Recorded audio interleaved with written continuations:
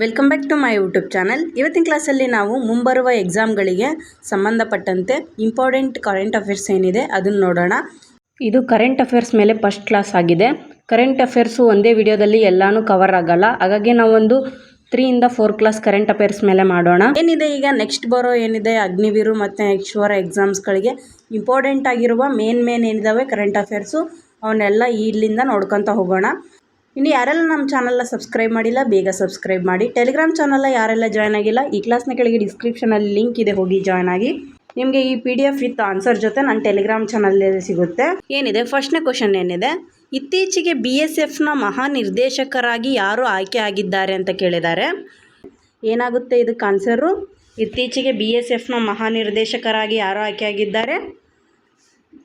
Option D, ದಲಿಜಿತ್ Singh Chaudhary ಅವರು ಇತ್ತೀಚೆಗೆ BSFನ ಮಹಾನಿರ್ದೇಶಕರಾಗಿ ಆಯ್ಕೆ ಆಗಿದ್ದಾರೆ. ಓಕೆ, ಇದು ಇಂಪಾರ್ಟೆಂಟ್ ಆಗುತ್ತೆ.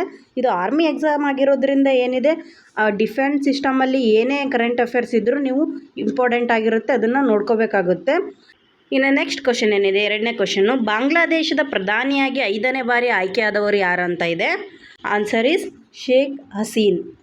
ಏನಿದೆ ಇವರು ಶೇಖ್ ಹಸೀನ್ ಅವರು ಬಾಂಗ್ಲಾದೇಶಕ್ಕೆ 5ನೇ ಬಾರಿ ಪ್ರಧಾನಮಂತ್ರಿಯಾಗಿ ಆಯ್ಕೆ ಆಗಿದ್ದಾರೆ. ಇನ್ನೊಂದು ಇಂಪಾರ್ಟೆಂಟ್ ಇಲ್ಲಿ ನಿಮಗೆ ನೆನಪಿರಲಿ ಏನಂದರೆ ಇವ್ರದ್ದು ರಾಜೀನಾಮೆ ಕೂಡ ಆಗಿದೆ.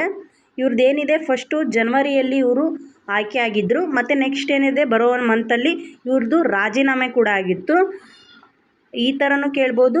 ಇನ್ನು ನೆಕ್ಸ್ಟ್ ಕ್ವಶನ್ ಏನಿದೆ, ಮೂರನೇ ಕ್ವಶನ್ನು, ಭಾರತದ 16ನೇ ಹಣಕಾಸು ಆಯೋಗದ ಅಧ್ಯಕ್ಷರು ಯಾರು ಅಂತ ಕೇಳಿದ್ದಾರೆ. ಏನಾಗುತ್ತೆ ಇದರ ಆನ್ಸರು? ಅರವಿಂದ್ ಪಣಗಾರಿ.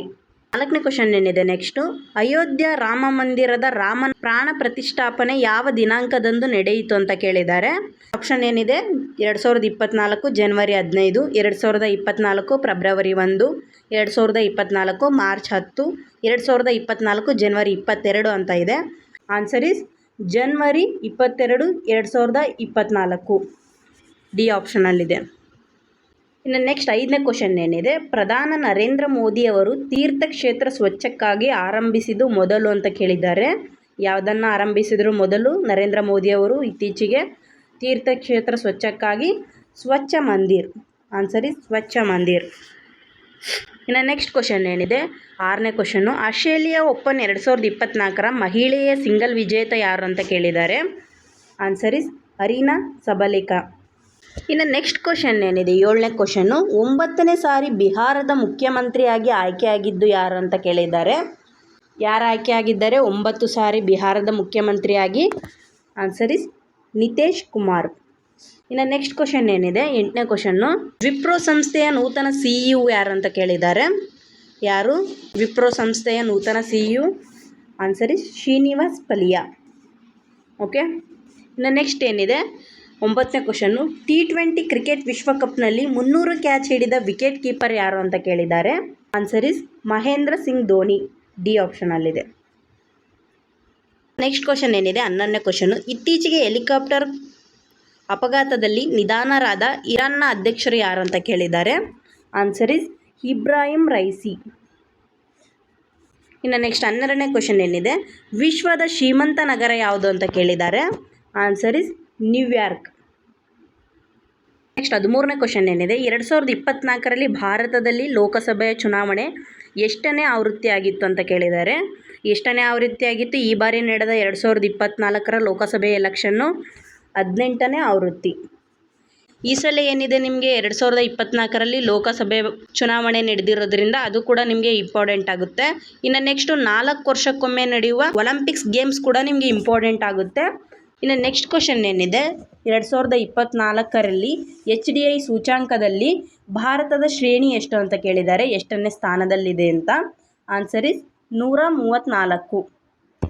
ಇನ್ನು ನೆಕ್ಸ್ಟ್ ಕ್ವಶನ್ ಏನಿದೆ, ಸೌರ ವಿದ್ಯುತ್ ಉತ್ಪಾದನೆಯಲ್ಲಿ ಭಾರತದ ಶ್ರೇಣಿ ಏನು ಅಂತ ಕೇಳಿದ್ದಾರೆ. ಎಷ್ಟನೇ ಸ್ಥಾನದಲ್ಲಿದೆ ಭಾರತದ್ದು ಸೌರ ವಿದ್ಯುತ್ ಉತ್ಪಾದನೆಯಲ್ಲಿ? ಆನ್ಸರ್ ಈಸ್ 3ನೇ ಸ್ಥಾನ. ಇನ್ನು ನೆಕ್ಸ್ಟ್ 16ನೇ ಕ್ವಶನ್ ಏನಿದೆ, 2024 G7 ಶೃಂಗಸಭೆ 50ನೇ ಆವೃತ್ತಿಯನ್ನು ಯಾವ ದೇಶದಲ್ಲಿ ಆಯೋಜಿಸಿದೆ ಅಂತ ಕೇಳಿದ್ದಾರೆ.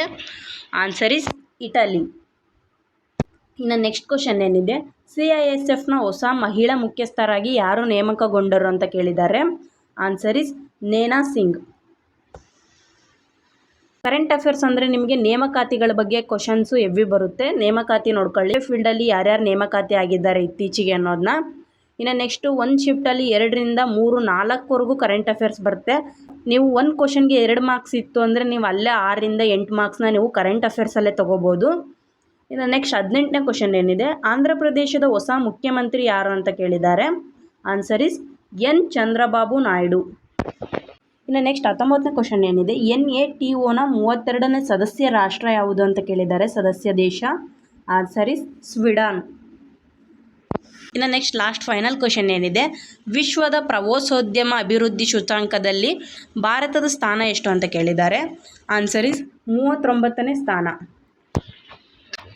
ಇಲ್ಲಿಗೆ 20 ಕ್ವಶನ್ಸ್ ಎಂಡ್ ಆಯಿತು. 20 ಕ್ವಶನ್ ಹಂಗೆ ಇನ್ನೂ 2ರಿಂದ 3 ಪಾರ್ಟ್ಸ್ನ ಮಾಡೋಣ. ಇಂಪಾರ್ಟೆಂಟ್ ಏನಿದೆ ಮೇನ್ಲಿ ಕರೆಂಟ್ ಅಫೇರ್ಸ್ನ. ಇಲ್ಲಿಗೆ ಈ ಕ್ಲಾಸ್ ಎಂಡ್ ಆಯಿತು. ಯಾರೆಲ್ಲ ಕೊನೆವರೆಗೂ ಕ್ಲಾಸ್ ಕೇಳಿದ್ದಾರೆ ಥ್ಯಾಂಕ್ಸ್ ಫಾರ್ ವಾಚಿಂಗ್. ಇನ್ನು ಯಾರೆಲ್ಲ ನಮ್ಮ ಚಾನಲ್ನ ಸಬ್ಸ್ಕ್ರೈಬ್ ಮಾಡಿಲ್ಲ ಬೇಗ ಸಬ್ಸ್ಕ್ರೈಬ್ ಮಾಡಿ. ಟೆಲಿಗ್ರಾಮ್ ಚಾನಲ್ಲಿ ನಿಮಗೆ ಈ PDF ವಿತ್ ಆನ್ಸರ್ ಜೊತೆ ಸಿಗುತ್ತೆ, ಜಾಯ್ನ್ ಆಗಿ. ಮತ್ತೆ ಸಿಗೋಣ ನೆಕ್ಸ್ಟ್ ವೀಡಿಯೋದಲ್ಲಿ.